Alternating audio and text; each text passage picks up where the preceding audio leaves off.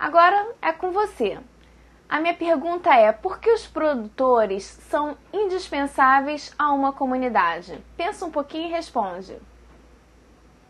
Então, temos como resposta porque somente eles produzem substâncias orgânicas a partir de substâncias minerais, transformando a energia luminosa em química, que será utilizada pelos demais seres vivos.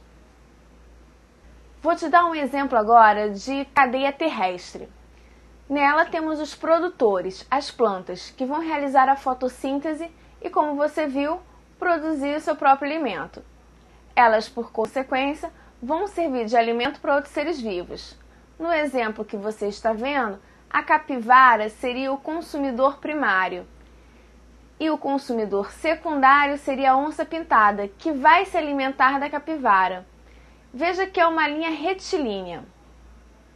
Então, olha, no ecossistema terrestre, nós temos a flora, em geral, que são os produtores. Então, vamos estar falando de todos aqueles que são fotossintetizantes, ou seja, autotróficos.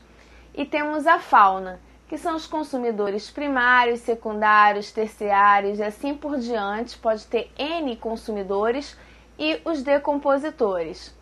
Então, lembre sempre disso, vamos ter diversos consumidores. 1, 2, 3, 4, 5, 6, 7, assim por diante. E os decompositores vão estar em toda essa cadeia. Porque se é consumidor primário, ele pode vir a morrer antes mesmo de ser consumido por um secundário. Então ele vai ser decomposto. E nesses decompositores nós vamos ter tanto no ambiente terrestre quanto no aquático. E ele vai tanto decompor flora quanto fauna. Vamos para os exemplos de uma cadeia alimentar aquática. Começando a nossa cadeia com os produtores. Temos aí no meio aquático as algas microscópicas, que vão servir de alimento para os consumidores primários. Aí estamos tratando de pequenos crustáceos, larvas e protozoários, também voltados ao mundo microscópico. Em seguida, consumidores secundários, pequenos peixes. Depois, consumidores terciários, peixes um pouco maiores, e assim os consumidores quaternários. Nesse caso, temos como exemplo o tubarão.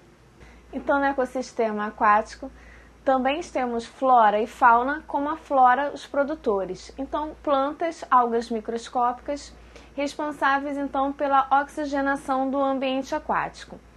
E temos como o exemplo básico disso tudo, fitoplâncton. Na fauna, não vai ser muito diferente como no ecossistema terrestre, consumidores primários, secundários, terciários e assim por diante, por fim os decompositores. Observe a descrição a seguir.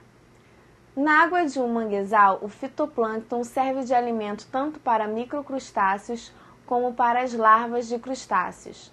Esses animais são comidos por peixes, os quais, por sua vez, são ingeridos por garças. As folhas das árvores de mangue que caem na água são comidas por caranguejos, que são caçados por guaximins.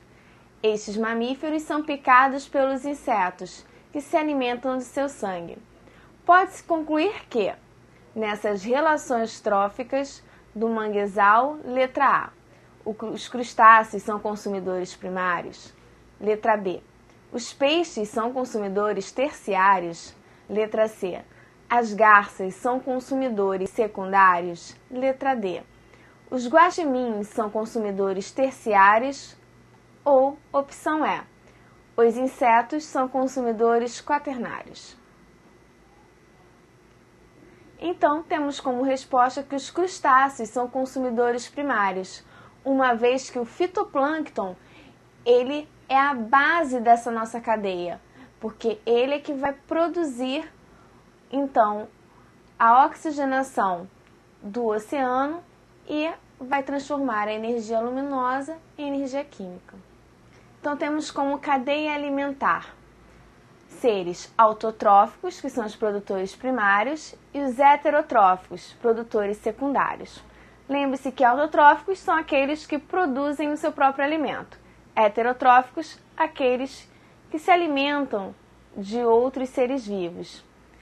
Dentro dos autotróficos, os produtores primários, temos os seres fotossintetizantes e quimiosintetizantes.